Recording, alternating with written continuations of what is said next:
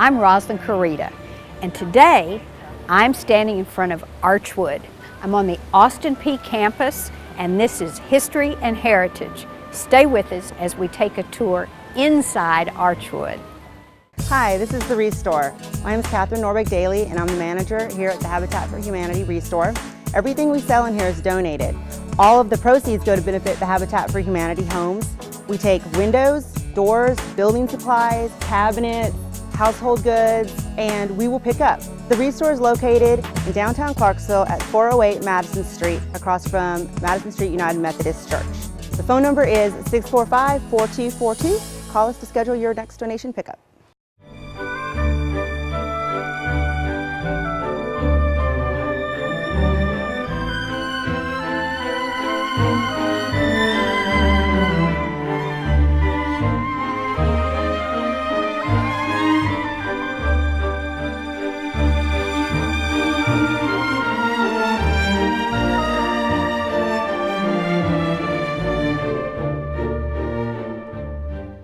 Welcome back. This is Lee Nicholson Hall, and we are in her home, which is Archwood, on the Austin Peay campus. Thank you so much for being willing to do this. So happy to have you. I know that folks are really going to want to see the inside of Archwood. Wonderful. How long have you lived here? Almost 7 years now. So this is home? It is very much home. It felt like home immediately. Oh, well, show us your home. All right, well, this is the foyer. The house was built in 1878 by Samuel Rexinger. Now there's just a lot of interesting stories here. He grew up in Paducah, Kentucky, where there was a large settlement of Jews.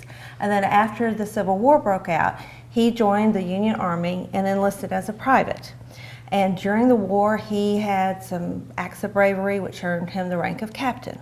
So after the war was over, he moved to Clarksville, and he became the postmaster. And he was postmaster for quite a while. He built the house in 1878. His wife bought the property for $2,600, and he built the house for $7,000. Now, this was during a time when $900 a year would comfortably keep a family of four.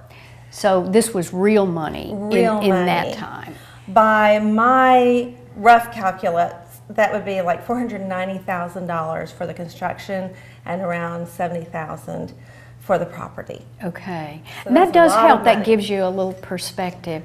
And so this was in the late 1800s. 1878. Okay, and so at that point we were just post-Civil War, and so this was is still a magnificent home. But in that day, I'm sure that this was one of the nicest homes in Clarksville. Oh, certainly. It certainly was. And forgive me that I don't know this, but did we have any semblance of Austin Peay at that time under a different name? No, not at that time. Some education began on the Austin Peay area, I believe, in 1909. Okay, so But there was nothing here except his house and the community that was beginning to build up here. Okay, so this foyer, I mean, what this looks like, as we say, an antebellum home, because the design of it. I love that this is an enormous foyer, and I know we're going to come back and talk about the mural later. So when a person enters this home, you can't help but notice immediately this stairwell. I mean, what do we call this? Impressive. Yes, I would say that is impressive. Well, the newel post, I have been okay. trying to find out more information about it. I do know that all of it is made out of walnut. I would guess that was walnut. The spindles, the balustrades, the handle, they're all walnut and hand carved. And I have actually been trying to find more information on it, but haven't been able to. Well, you know, there are a lot of folks who love history who watch this show, and so They might have some. that, you know, anything that anybody knows about this newel post, we'd love to hear. Absolutely. The house is an Italianate villa style, Okay. which is with the high ceilings, the long narrow windows. It's designed to be very light-filled and airy. So that's part of the style that's here. The bricks were all made from Cumberland River mud. Wow. And They were dried and everything, and they were used right here. There's a bit of a story behind the brick. Love to hear it. Okay, I don't know if I'm supposed to tell this, but at one point, it became the thing to wash bricks, and so Austin Peay hired someone to wash down the bricks. Well, that removed the fired-on coating that made them resistant to water. And so then they started breaking up as they would get wet from the rain. They started breaking up. Oh dear. And so someone decided that the mortar was too soft, and so they replaced the mortar because the mortar was breaking.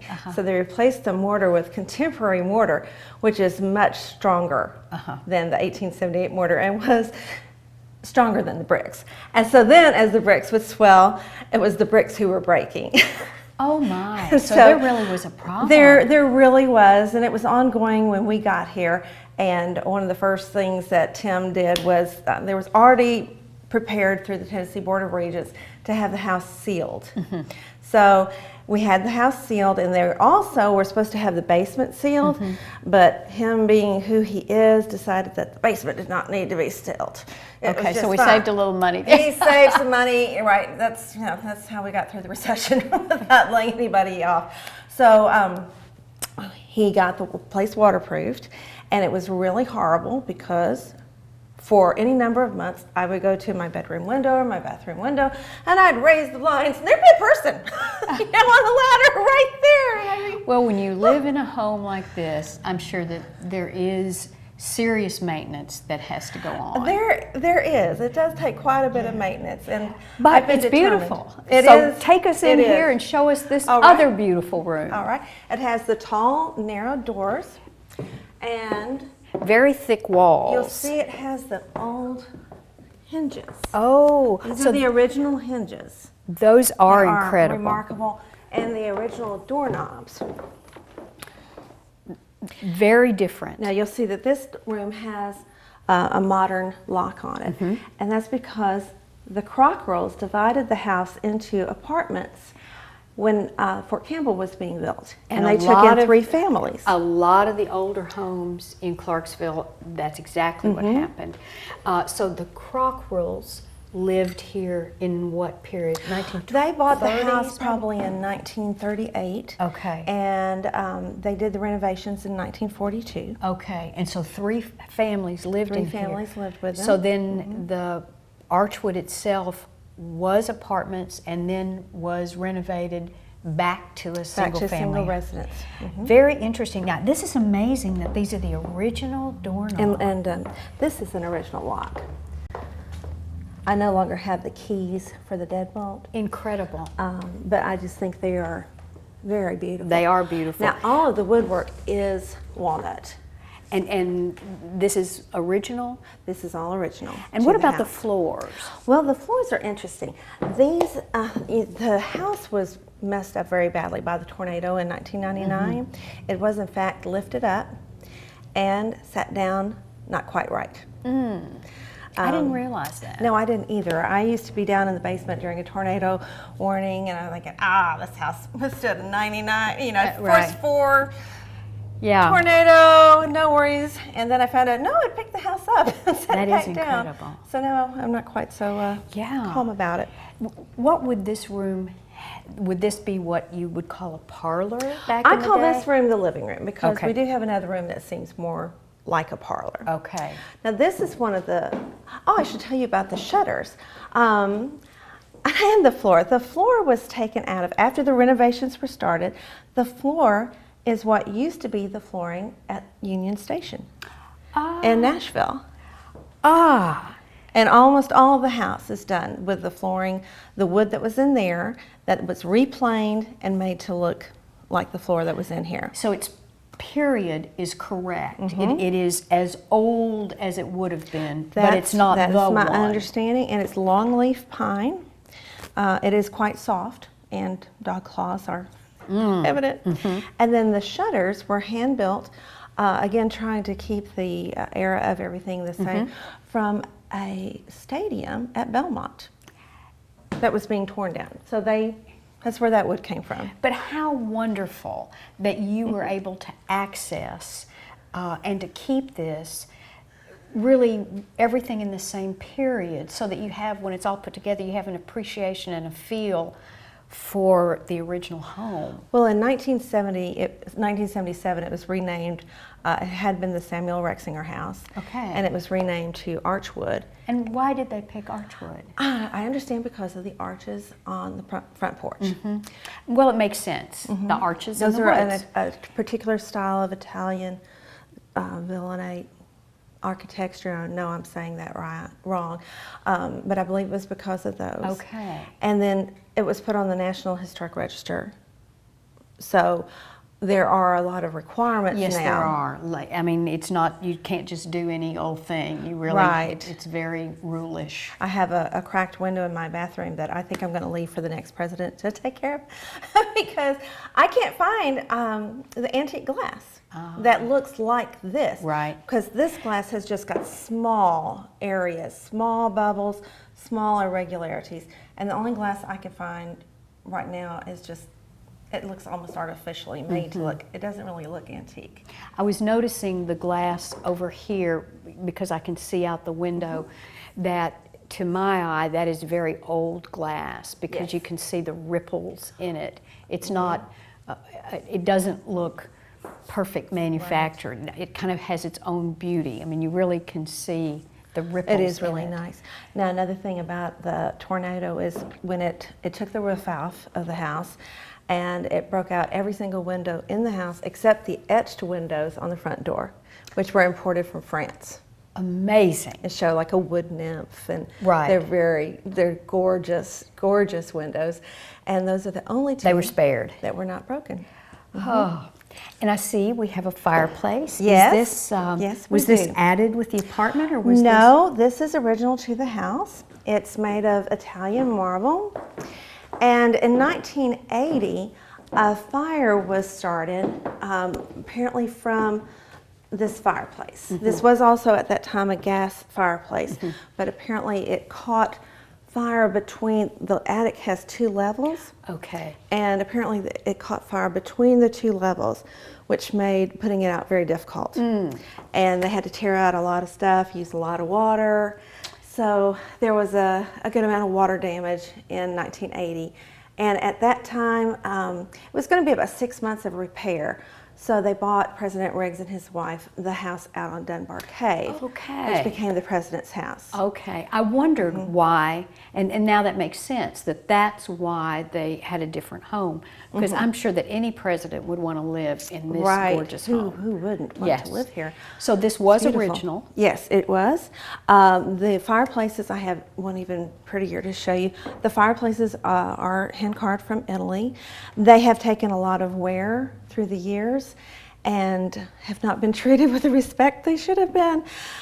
I've been trying to find out what can be done about it, and apparently the real option is to have them removed and sandblasted, and then Quite an ordeal. recovered, resealed.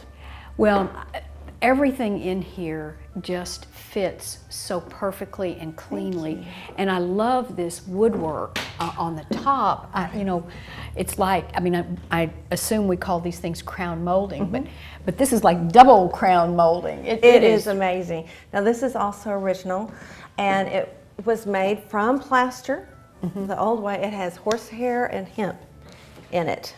Incredible. Now, the ceilings apparently used to be far more ornate. Susie Crockrell has told me that there was plaster, the ceiling was plastered, and there were sculpted areas in the corners. That does sound and very all Italian. around the light fixture. She said it went out about 6 feet around the light fixtures and in each corner. And I guess those are gone. But interesting is after the tornado, these sustained a lot of water damage. And so there were FEMA funds available that we used to replace parts of it. Now with wood that's been carved to exactly match the plaster. Now if you look here, right there, you'll see that that's plaster. I do see it And now that you that's show me wood. that this has more irregularities, more handmadeness. Right. And this does look Has more. the exact smoothness of the wood. Yes. So you can spot the areas where it was replaced. But you would never know unless you had pointed them out. Right, and it is very impressive. And then I see over here on this door, again, we have the original handles. And then where do we go from here? Do we go Well, here? we can go around this way. One thing I'd mention is that the walls are built 2 bricks thick and then covered with plaster. And then there is some rebar in them also. So getting any sort of electronic signals is difficult in the house. Internet, anything, you can get maybe 1 bar in a lot of the different places if you're not right by the wireless or plugged in. So there are some things you have to give up. Right. Oh, And well, stay with us. fast We'll be internet is right one of them. back, and we will continue to get a tour of this home.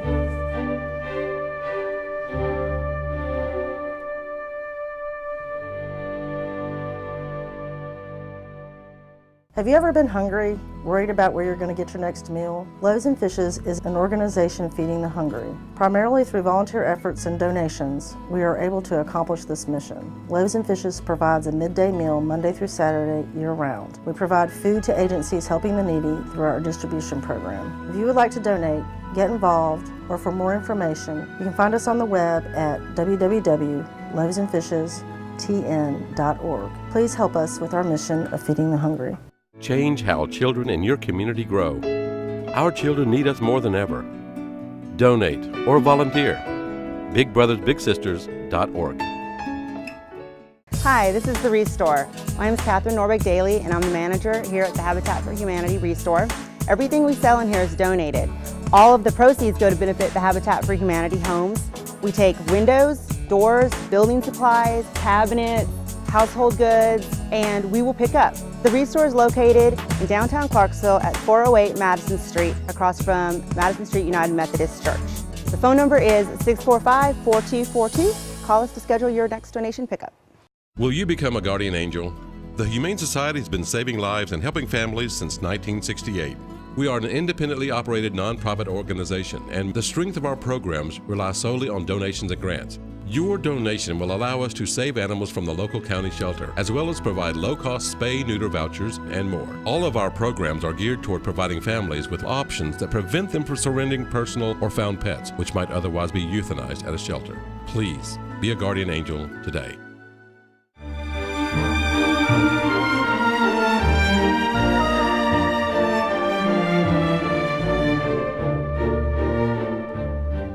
Welcome back.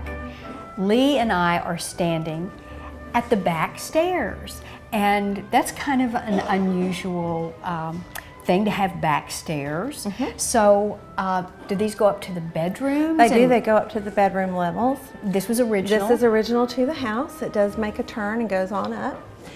And interestingly enough, is when the house was divided into apartments for the Fort Campbell people, it was required that Mr. Cockrell put an outside staircase on the house. Okay. So one of the windows in a room upstairs is a window. It's been put back as a window, but it was removed and was a door to the emergency staircase. Okay, to But then accommodate. but then that was taken down when it was restored to a single residence. And the way that we're located, we're in a large hall, and behind us over here is the kitchen. Yes. And I think we're going to show a little view of the kitchen, but it's very modern. There's, It is. And I'm sure that over time, everyone who has lived here has done some serious renovation, because we love original, but we don't love wood stoves. Right. And, you know. Dr. Hoppy did have it restored with modern conveniences, Yes. modern microwaves and ovens when she redid the house after the tornado. And if you're going to live in a home like this, you really want Definitely. a kitchen. Definitely. Yeah. And then over here, now, one of the nice things about these homes is they had serious dining rooms. Right. So this is your serious This is dining room. Just a wonderful, to me it's almost the most beautiful room in the house. It's so airy and so light filled with the windows, the arched windows. The ceiling is just so beautiful. How tall is this? I mean, it looks These like... are 14-foot ceilings. Okay, I was going to guess 16, but 14. The back part of the house is lower. It's, I think more like 12 feet ceilings in the back. But all of the front part is 14-foot ceilings. Incredible. This Isn't is it beautiful. gorgeous? And we decided that the name of the architecture style was Italianate Villa. Yes, is that Italianate correct? Villa. Okay. So it's not quite antebellum. Right. It's not as blocky. It's much... Very graceful. Very Yes, graceful. a lot of flourishes. Oh, yes. But still similar, you know, with the high ceilings and the very thick walls. This is glorious. So when is this also the stucco that looks like woodwork, or do we know if this I believe this is original.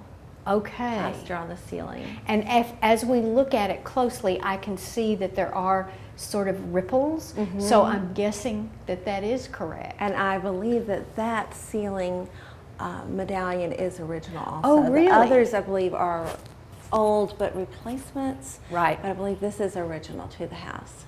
And the then- ceiling, the light fixture itself is not. This is a more contemporary piece. Now the furniture that's in here, do we have any pieces at all that were original to the home? No, everything in the house was donated. It's either mine or was donated to the university through the foundation. And so you have collected really period pieces.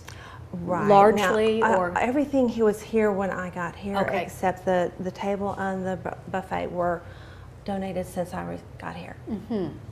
this is just, as you say, a phenomenal room. And this fireplace. This is remarkable. Oh my goodness! And again, you said that this was Italian marble. Italianate villa with the Italian. This is also the Italianate villa style of fireplace. And hand carved. Hand carved.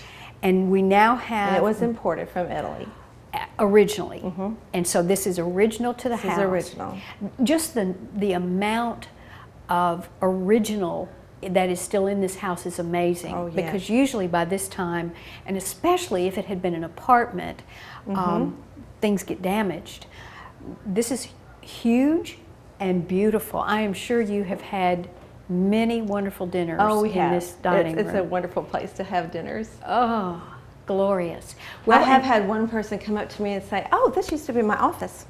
Oh, really? Right, when it was faculty. That's right. Once classrooms upon a and time, offices. this was sociology. I believe so. It That's was. right. I have some friends who actually, when I have been in here before, many years ago, I was in this, in the building. I don't remember exactly which offices, but it was all offices. So it has had a lot of faces. It has. Oh. Can you imagine this being your office? Oh no. In fact, at times it has been my office. I've used this as my own. Oh, it's got all my books, a lot of my books, my paper clips, my pens, and I've used the table as my office. I have 2 offices upstairs, but this is so bright and The sunny. light in here is Oh, fabulous. especially in the winter. This is just a wonderful place to work. Oh, I am sure. And so next door, we have another living room. Yes. Yes, this is what I call the parlor. Ah. And this feels like a parlor. And the woodwork, I do still see the ripples. Yes. And that's just amazing to me that that is stucco. And you said horsehair Horsehair and hemp. and hemp. Now we have, this area is deteriorating pretty badly. And I was talking to Dr. Hoppy about it, and it's like, I don't guess we can get any more of that FEMA funding. Trying to figure out how to do it. Right, so that is, I'm concerned about that, and I think this section here is going to need to be replaced.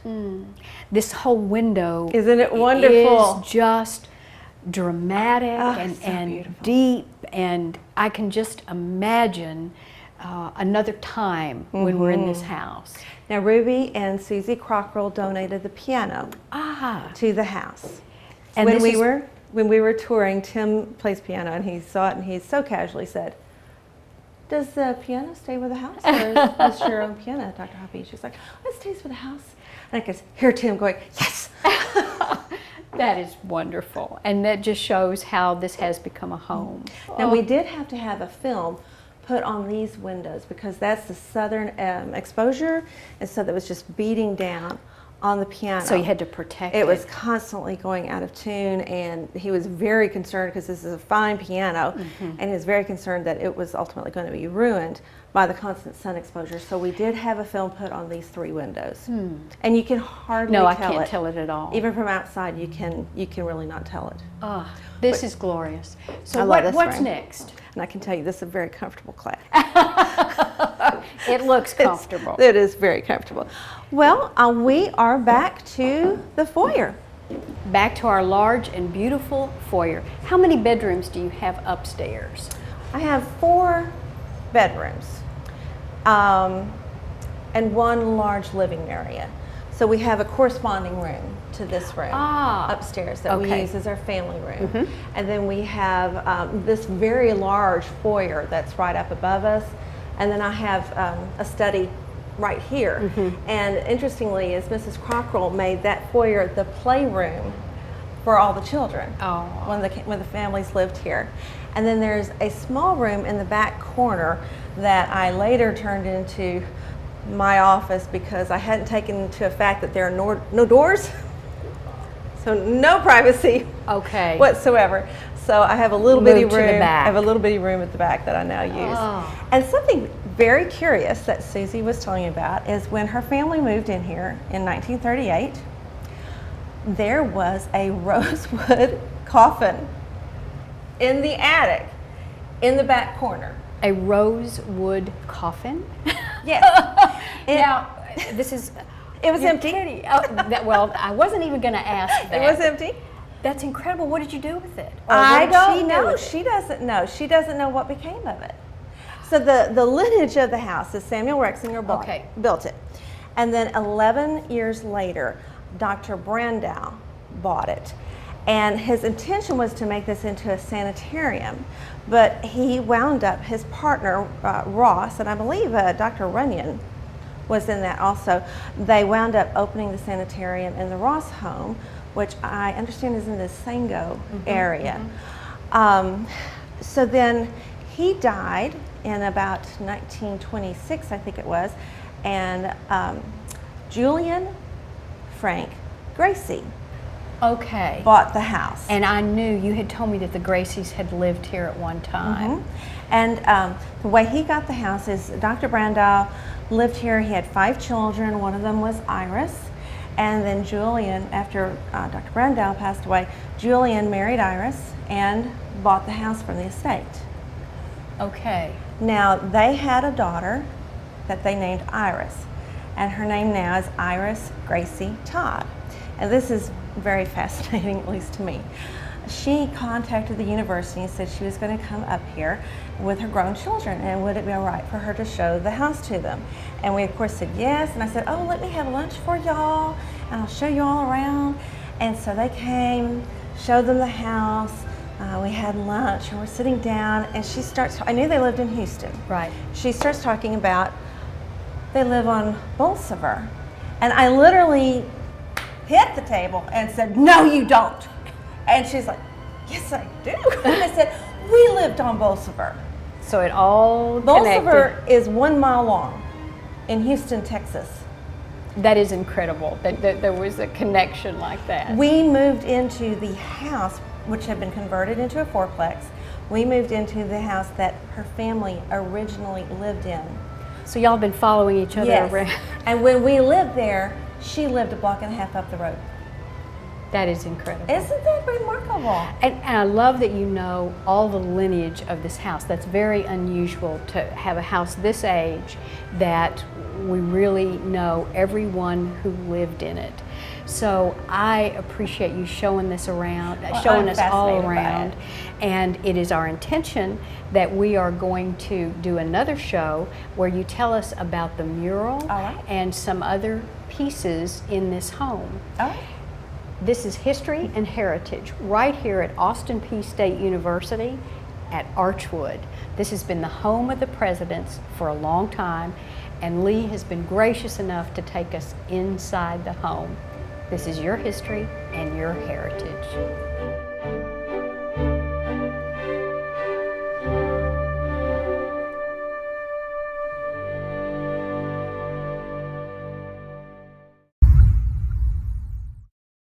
Change how children in your community grow. Our children need us more than ever. Donate or volunteer. BigBrothersBigSisters.org.